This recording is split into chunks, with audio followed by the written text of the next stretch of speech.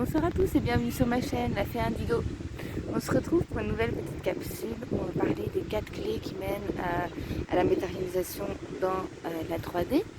Je vais basculer, hein. Vous savez que j'aime pas me parler à moi-même. Hop, j'ai la chance d'être à la mer.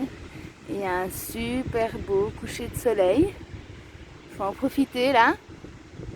Alors, les 4 clés qui mènent à la matérialisation. On commence par l'intention, ensuite la visualisation, puis le lâcher prise et enfin la gratitude. Alors je m'explique. L'intention, il faut toujours, quand on prononce une intention, être assez précis dans ce qu'on demande parce qu'on risque souvent d'être exaucé au-delà, bien au-delà de ce qu'on l'on pensait. Il faut également s'exprimer au présent. Sinon, on ne permet pas aux énergies, enfin, on met les énergies, on les déplace pour un autre temps. Alors, on pose un jalon vers le futur à la limite, mais on matérialise pas dans la 3D. Donc, l'intention, on pose l'intention précise et au présent. Ensuite, on visualise. Oui, ça a l'air débile, mais ça marche vraiment. Il suffit de visualiser, donc d'avoir en tête,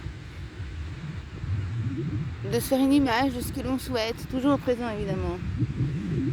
Ensuite on passe au lâcher prise. Alors c'est certainement en fait la partie la plus difficile. Quand on parle de lâcher prise, c'est vraiment de penser à autre chose. On a mis son intention, on l'a visualisé.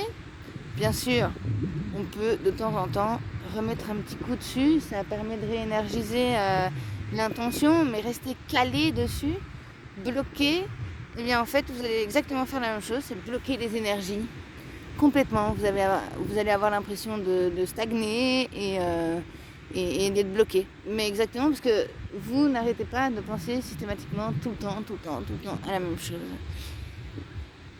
Il faut s'occuper, faire d'autres choses, vraiment. Si vous restez enfermé chez vous et que ça tourne, sortez, prendre l'air, faites une activité artistique, regardez un film, goinfrez-vous de chocolat, peu importe, mais faites quelque chose de différent. Vous savez, la seule chose que l'on peut encore nous contrôler à notre niveau, ce sont nos pensées. Alors si on les laisse nous envahir, on est foutu. Ensuite, la gratitude. Déjà, avoir de la gratitude pour tout ce qu'on a. C'est bien de souhaiter des choses, mais rien n'arrivera si vous ne pouvez déjà pas être heureux de ce que vous avez.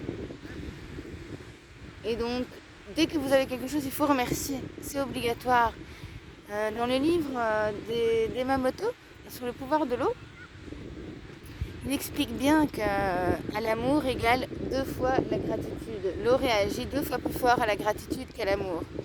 C'est bien signe qu'il faut remercier.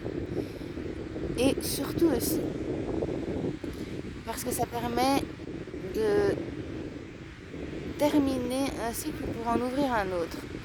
Par exemple, si vous demandez à vos anges, vos guides ou je ne sais qui de vous aider et que vous ne le remerciez pas après, quelle assurance aura-t-il, lui, qu'il a bien fait son travail et que c'est ce dont vous aviez besoin? S'il n'a pas de raison de vous aider, il ne vous aidera pas. Et bien voilà, c'est la même chose. Donc, les 4 clés pour la matérialisation, je répète une dernière fois: intention, visualisation, lâcher prise et gratitude. J'espère que cette vidéo vous aura plu. Je vous remercie en tout cas de vous être abonné. Si vous voulez me laisser un commentaire, n'hésitez pas, je répondrai à tout le monde. Et je vous souhaite une bonne fin de soirée sur ce magnifique coucher de soleil. Et je vous envoie à tous de gros bisous. Et je vous laisse quelques secondes avec ça.